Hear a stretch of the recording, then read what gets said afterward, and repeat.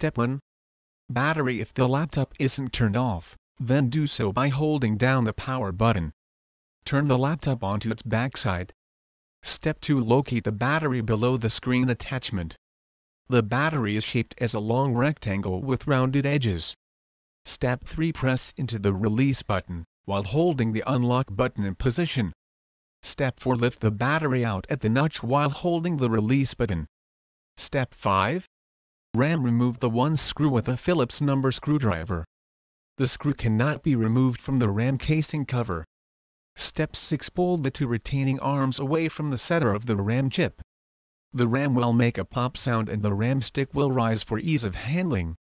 Step 7. Pull the RAM stick out of its socket.